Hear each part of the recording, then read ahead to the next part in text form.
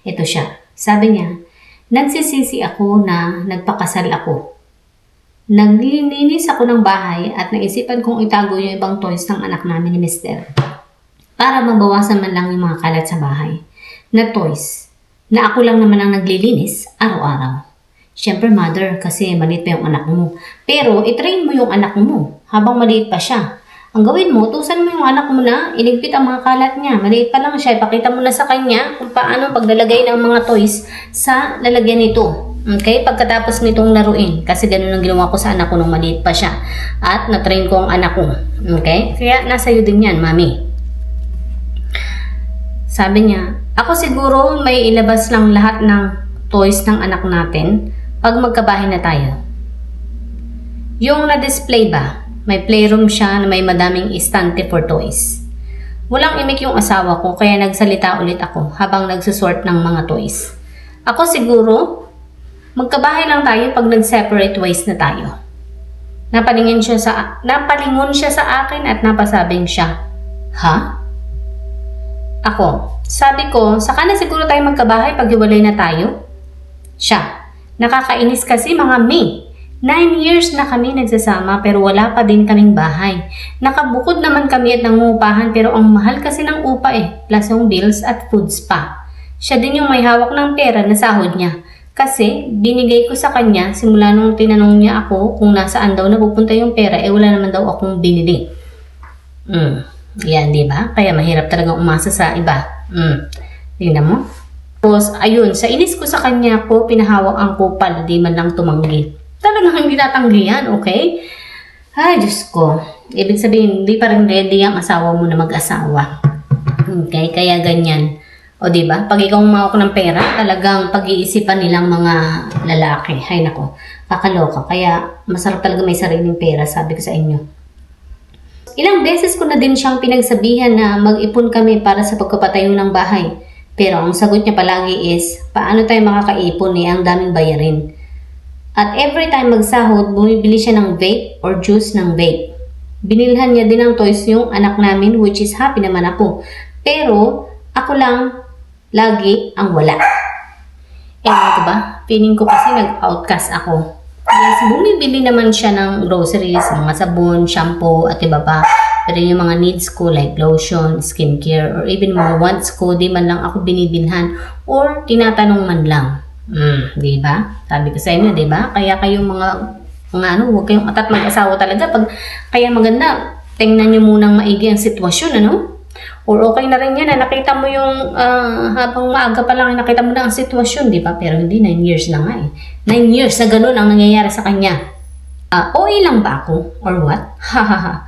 Kaya ang ginawa ko, nag-affiliate ako sa TikTok at doon ako nag-request ng mga wants ko sa mga free sample. May commissions na din ako kahit paano para may sarili akong pera. Nung kasal nga namin, hati kami sa gastos Isipin ko yun. Nagbantay ako ng anak namin tapos nagsasariling sikap ako para magkaroon ng pera. Yung pagpapakasal ang pinagsisihan ko talaga kasi nag-beg ako na pakasalan niya ako. To the point na nag-ambag pa ako ng pera para sa kasal namin. Grabe, ang halimaw ko magmahal. Shoota! Ngayon, sobrang sising-sisi ako dahil dapat pala di na ako nagpakasal, no? Sana tinago ko na lang yung pera ko na yun.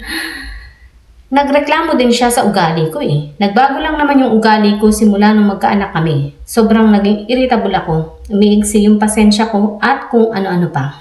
Ito rin ang mali sa iyo, mali din talaga sa atin pag nagmamahal tayo. Hindi nagiging balanse lahat sa atin, sa buhay natin. Nagiging tanga tayo. Hindi natin ginagamit yung utak natin pag nagmamahal tayo, no? Mas naman ibabaw yung puso kaysa utak. Okay? So, nakita mo na nga yung ganyan. Ikaw pa yung nag-beg. Andyan na yung red flag Andyan na. Nasa harapan mo na. Isinasampal na sa'yo ang katotohanan. Pero hindi ka pa rin nagigising. Ayun. Unti-unti kang binibigyan ng utak mo ng brain mo ng sign. Ng mga sign na, oy Lola, gumising ka na. Hindi na magbabago yan. Ito na nga. Lalo pang lumala. Isa na yun, nag-beg ka pa. Nakihati ka pa ng kasal nyo. Wala ka namang pera. Problema mo na nga ang pera, be. Problema mo na nga noon pa. Itinuloy mo pa rin ang stress sa buhay mo. So, pinasok mo pa rin yung stress na yan nung may chance ka na makawala. Ayun ako. Okay. Tapos, ito pa. Sabi niya, grabing sakripisyo yung pinagdaanan ko as a wife. Pero feeling ko na invalidate yung feelings ko na yun. Dati sobrang dami yung magagandang salita na sinasabi sa pamilya ko tungkol sa asawa ko. Pero ngayon, every time sinasabi nila ang swerte ko sa asawa ko, natatameme ako na para akong sinampal ng katotohanan. Nilunok ko ang lahat ng sinabi ko, hahaletche! Yung asawa ko di naman nagloko pero mas masakit pala yung asawang walang emotional intelligence. Every time naglilinis ako, wala lang sa kanya. Di man lang na-appreciate at ilang minuto lang magkakalat na naman siya. Ultimo pagbalik lang ng mga bagay-bagay na kinuha niya, di man lang maibalik sa pwesto na pinagkuhanan niya. Hindi ako na-stress sa anak ko nung bongga. Sa anak ng biyanan ko, ako na-stress ng todo. Di ba? Kaya nga sabi ko, tolerate what you want to tolerate in your life. Okay? Ayan na. Ikaw, inaano mo yan, ang tawag dito, tinatamasa mo yung stress. Minamahal mo ang stress sa halip na inilalayo mo. So, ngayon na nakikita mo na yung mga yan, pag-aralan mong ilayo yung sarili mo sa ganyan. Okay? One time din, nung under 1-year-old pa lang yung anak namin, medyo nagtampo ako sa mama niya. Kasi yung apo niya lang doon sa isa niyang anak, yung paborito niya, at siya pa ang tagabili ng mga needs nito. Siyempre, nakaramdam ako ng inggit at tampo. Tapos, ang malaman yun ng biyanan ko, nagalit siya. Siyempre, walang ginawa yung asawa kong buang. Di man lang ako pinitanggol, haha. So, ayun nga, at lumayas ako sa bahay nila. Na yun. Doon kasi kami nakatira sa bahay ng mama niya. Pero, nakabukod yung foods namin. Kumbaga, kanya-kanya kami. So, what's the point na magkakasama kayo kung kanya-kanya kayo? Eh, lumalga na kayo ng inyo. Okay? Diba? See? It means, sinibigyan kayo din ng responsibilidad ng nanay niya na, okay, tumira kayo dito, hindi ibig sabihin is, magiging ano na kayo. Yung parang wala na kayong responsibilidad. So, yan. Diba? Nakikita nyo na? Binibigyan kayo ng responsibilidad. Kaya, much better na masakabukod kayo. Okay? Doon kami nakatira, yung isa niyang kapatid na may anak dalawa. Nagpasundo ako noon kay mama ko at umuwi ng probinsya namin. Pero ako itong si Tanga, naging okay din kami ng asawa ko for our child at nagpakasal pa nga, boba talaga.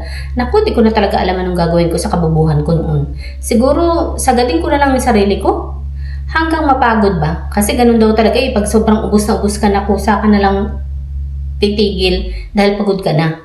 Kaya kung umabot ka hanggang dito, ano kayang may papayo mo? Pwede mo akong murahin sa kabubuhan ko para madagdagan yung realizations ko. Gaga ka talaga. Hindi ka talaga nakikinig, ate. Hindi ka talaga natututo sa buhay mo. Hindi ka talaga natututo sa buhay mo. Parang wala ka talagang pag-intindi sa buhay mo eh. Nakikita mo na ngayon sagot, diyan sa iyong harapan, hindi ka pa rin natatauhan. Ikaw may problema din, te. Masyado ka nagpalabang diyan. Diyan sa iyong walang emotional intelligence na asawa. Ay nako. Okay? Kung sa iyo, hindi ka na dapat bumalik. Pinapatuloy mo lang sana yung iyong pananatiling malayo sa kanya. Okay? At additional pala, madami na siyang biniling gitara na nagkakahalaga ng 12K. Yung brand new at 4K, yung ibang second hand. Diba? Di makapag-ipon para sa magpapatayo ng bahay pero nakabili ng mga wants niya. May nabili na kasi kaming lupa, which is hati kami, as in 50-50 kami sa pinambili ng lupa. Oo, wala akong trabaho na matino kasi nga housewife lang ako. Tanga, may trabaho ka. Yang affiliate mo, yan ang trabaho mo. Kaya dyan ka dapat mag-focus at dyan ka dapat magpursige. Dyan ka dapat maglaan ng ang tawag dito. Mag-invest din sa trabaho mo. Yan ang punuan mo. And then yung kinikita mo doon, gamitin mo para ma-build up mo yung sarili mo. Okay? Tapos, pero nakaipon ako ng ganung halaga dahil sa pag-affiliate ko sa TikTok at Shopee. Sobrang desperada na kasi ako at magkabahay kami ng sarili namin eh. Masama ba yun? Sobra ba yung hinihiling ko? Nakakasad talaga. Ang gawin mo be, ipunin mo yung kinikita mo sa pag-affiliate at huwag mo siyang hatian. Bahala siyang matukyan ng buhay, okay? Hindi nga niya natukyan nung may siya nang umahawak ng pera, di ba? Siyang gumagastos ng pera at hindi mo pinakikialaman. Ang dami mo pang naririnig. So, pabayaan mo siya. Nang matuto siya. Kung kaya niya talagang buhay, kabibili niya ng gitara. Diyos ko, wala kayong bahay. Hindi, ikaw na lang gawin mo. Kung may natitira pa dyan ang katalinuhan dyan sa isip mo, pwede mong iwanan yan at hayaan mo siya dun sa gitara niya. At ikaw naman, kung gusto mo manatili, ang gawin mo ay mag-focus ka dyan sa kinikita mo, ikaw mag-ipon ng sariling perang kinikita mo mula dyan sa pag-TikTok affiliate mo at Shopee affiliate mo. Ipunin mo yun. Mag-ipon ka, bumili ka ng sarili mong bahay. Ayan, gamit sa iyong sarili mong place, gamit sa sarili mong pera, pabayaan mo siya. Total, yung sahod nga niya, kanya lang din eh. Eh di yung sa'yo lang din. Ikaw ang humawak. Huwag kang magpatalo sa kanya. Bakit? Kasalanan mo din yan. Yan. May pagkaano ka din talaga eh. So, yeah. Masasabi ko, itong ginamit mo, hindi ito. Alright. Bye.